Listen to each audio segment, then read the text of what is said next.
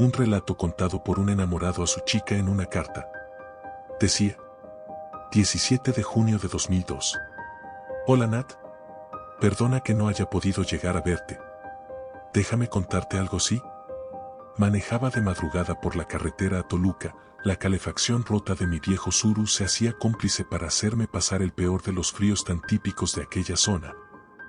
Juraría que un refrigerador sería más cálido que mi ya gastado vehículo. Metí a la tercera velocidad con el sonido de una matraca, sonido que me reprochaba la poca atención que le ponía a mi único medio de transporte. En la radio sonaba la tenue voz del locutor local, quien me servía de copiloto haciendo sonar la última canción que Nodal le cantaba a Belinda. No pude evitar reír un instante, y mientras las 3 de la mañana rondaban mi reloj digital Casio, la negra noche de afuera lucía pacífica, tranquila, solo interrumpida por la poca luz de mis faros que la cortaban por instantes. Saliendo de la curvada más cerrada de aquel cerro que delimitaba un bosque bastante espeso, tuve que bajar la velocidad demasiado para no forzar más mi viejo auto. Agaché la mirada un instante para tomar un trago del termo de café que me regalaste, y sin embargo el trago no supo a nada en sí. Toda la boca tenía un sabor amargo que provocaba mi propia saliva debido a lo que mis ojos veían y que mi mente incrédula quería no procesar.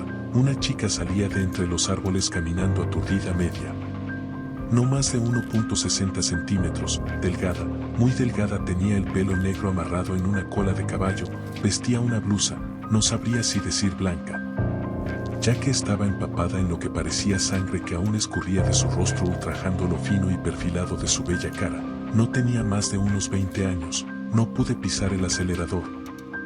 Mis piernas se entumieron, pero el frío no tenía nada que ver, lo juro. Cuando notó la luz de mi carro, corrió hacia ese halo pobremente iluminado, gritando desesperada: ¡Auxilio! Por favor, sácame de aquí. Ayúdeme, señor. Líbreme de estos demonios que me persiguen. ¿Nos escuchara? Y golpeaba el cofre de mi gris auto, que imitaba una obra de arte abstracta, cuando con cada impacto dejaba manchas rojas que se deslizaban y calcaban sus manos de colorado líquido espeso. Pensé: ¿y si me voy? No soy policía, ni tengo entrenamiento, no es de mi familia, no tengo obligación de ayudarla. Estaba cagado de miedo, y cuando estaba a punto de atropellarla para salir de ahí, pensé en ti, vi tu rostro en ella. En si alguien te ayudaría a ti en una situación así, y decidí abrir la puerta. Ella abordó al instante y aceleré hasta que dejamos atrás ese viejo bosque cómplice de la muerte que había alojado y que guardaría para sus raíces, tiñendo esa fértil tierra de la maldición color a muerte. No dijimos nada. Ella solo lloraba en alaridos de rabia y dolor, apretando algo entre sus puños. Yo solo conduje sin quitar la mirada de la línea amarilla del camino. Unos pocos kilómetros más adelante mi Tsuru por fin se dio apagándose en seco, dejándonos en la silenciosa y oscura noche. Sin pensarlo decidí bajar del carro. Mirando a la chica le dije: no bajes, iré a buscar ayuda. Cierra bien el carro y no bajes, por favor. Sin darle tiempo de decir nada, cerré la puerta y corrí hasta que los pulmones me empezaron a reclamar los 7 cigarros diarios que desde hace un año respiro cada que puedo en lugar de tu perfume en casa.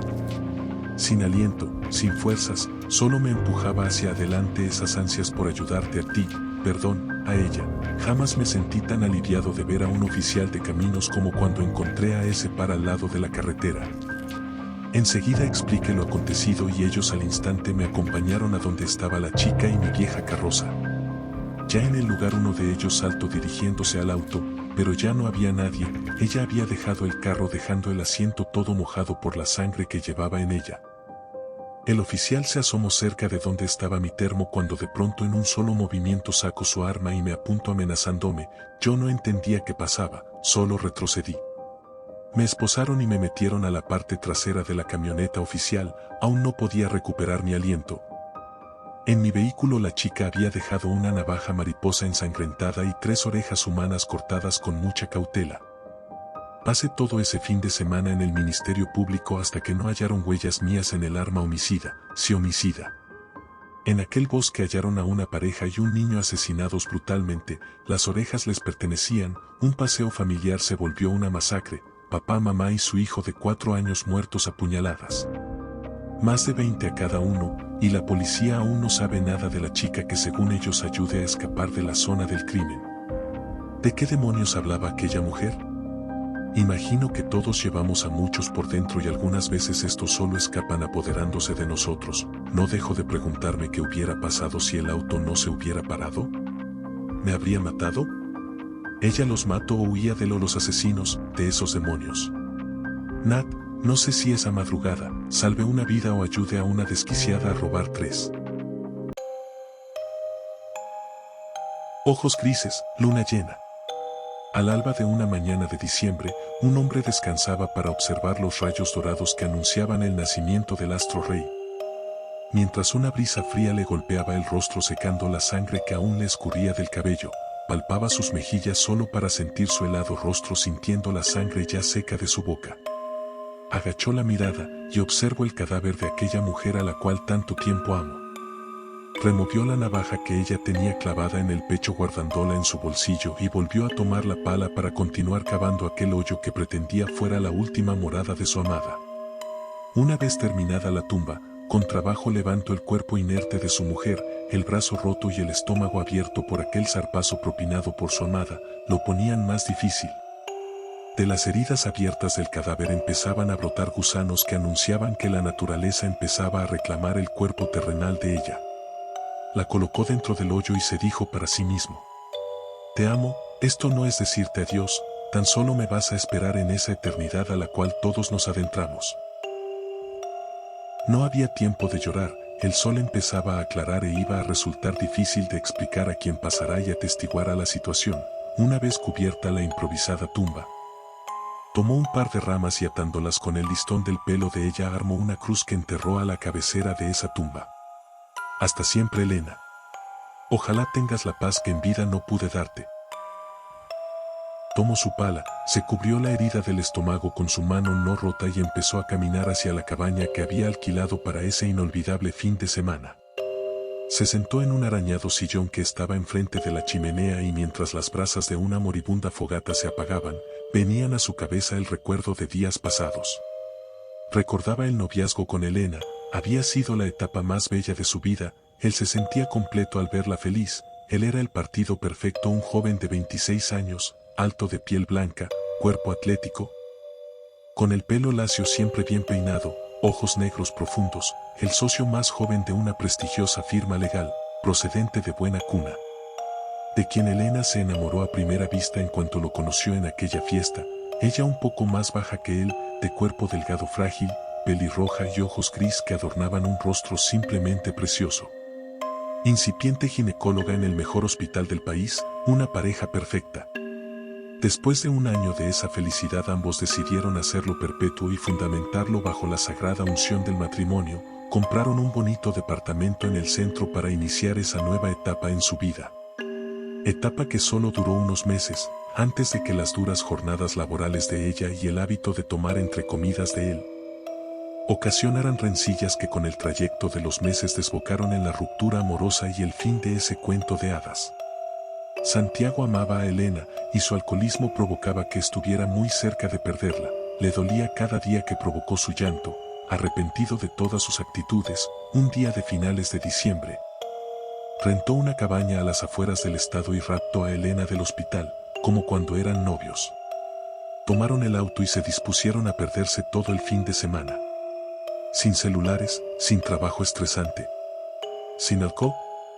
Un viaje de 5 horas les daba la garantía de que el vecino más cercano estaba bastante lejos. La cabaña era muy bonita, solo llevaban una maleta para cada uno de ellos. Cuando Santiago bajaba el equipaje del vehículo, Elena se lanzó a sus brazos y besando sus rosas labios le dijo lentamente: gracias, necesitaba escaparme de todo. Mientras él la tomó de la cintura para ver esa bella mirada gris y decirle: ¿y yo necesitaba de ti? Perdón, no quiero perderte, déjame empezar de nuevo. Elena sacó de su bolso una caja de madera rústica la cual entregó a su amado. Toma, a ti que te gusta coleccionarlas, es una artesanía alemana que tuve que pelearla con un chino en el portal de subastas, la hoja es de plata. Mientras que Santiago desdoblaba la navaja que él agradeció con un beso. Gracias amor, va a ser la mejor de mi colección. Esa tarde después de una comida ligera, el cuerpo desnudo de ambos dio todas las disculpas que ambos deseaban sentir. Fue una buena tarde, se decía para sus adentros Santiago, con la confianza de recuperar lo más valioso que tenía en la vida. A ella. La noche caía, y el cielo se adornaba con el espectacular manto estelar que las estrellas protagonizaban y que eran la entrada de la última luna llena del año.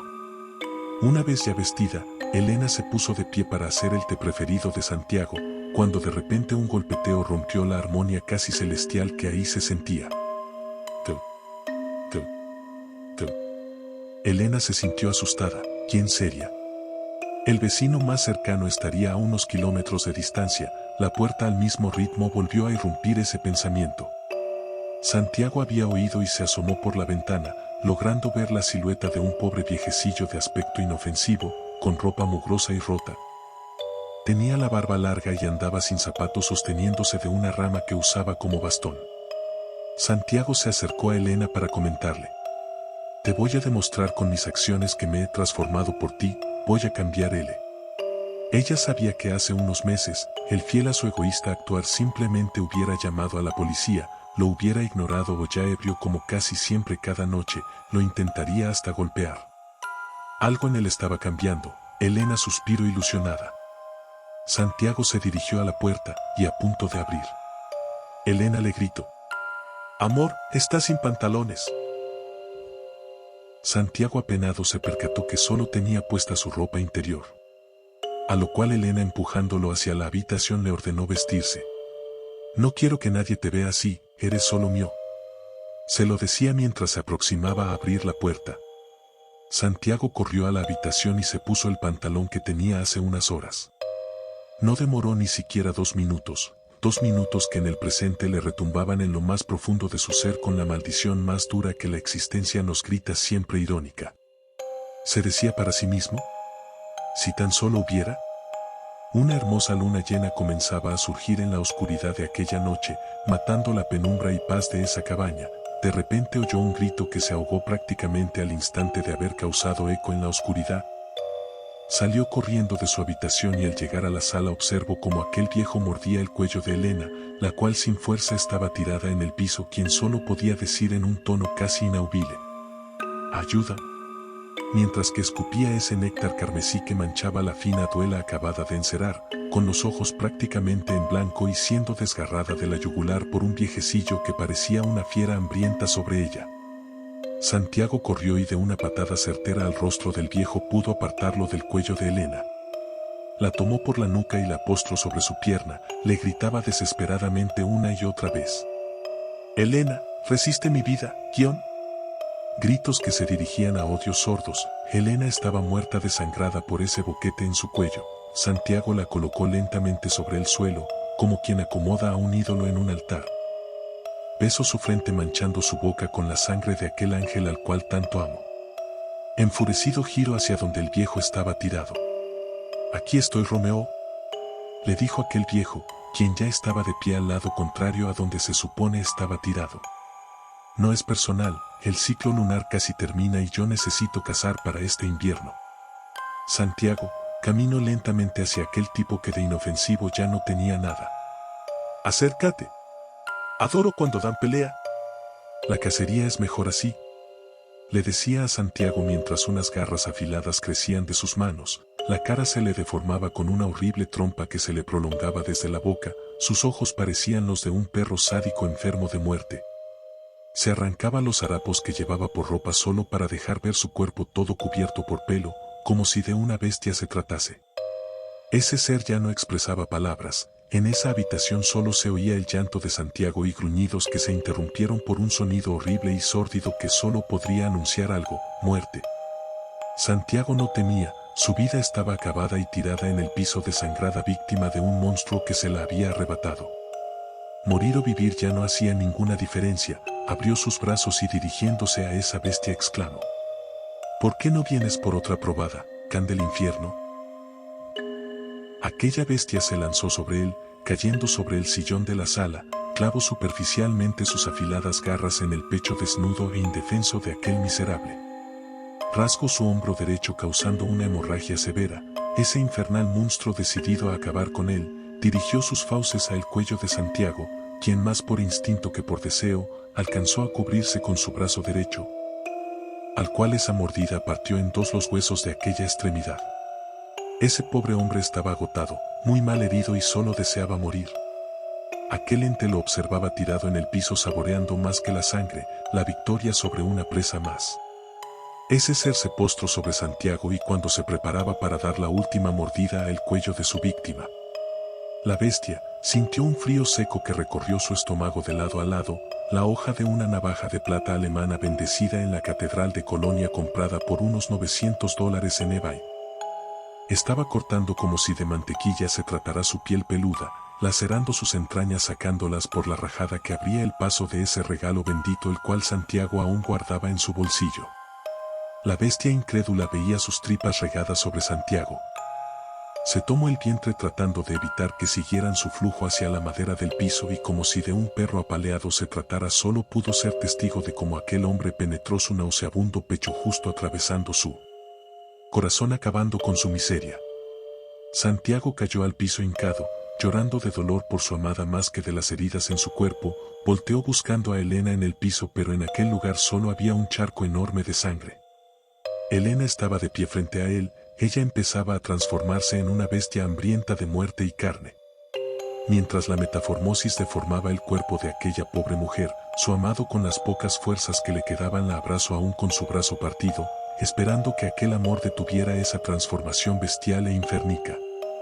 «Cielo, mi vida, pelea corazón, pelea Elena». La respuesta de ella fue breve, certera y tajante. Ella dio un arañazo al estómago de Santiago. Él aún así no la soltó. «Santiago. Mátame. Por FAV». Él, mirando esa mirada gris de Elena aún por encima de la brutal transformación, volvió a tomar su navaja y apuñaló el pecho de ella una y otra vez hasta que no hubo más ruido por parte de lo que alguna vez fue su querida, su amada Elena. El sol iluminaba aquella mañana tibia de diciembre. Mientras una cabaña con dos cuerpos sin vida se quemaban a causa de un incendio provocado por un amante que en vida sintió y fue testigo de 3 transformaciones en una sola noche. 2 por bestias infernales y una causada por el más sincero amor.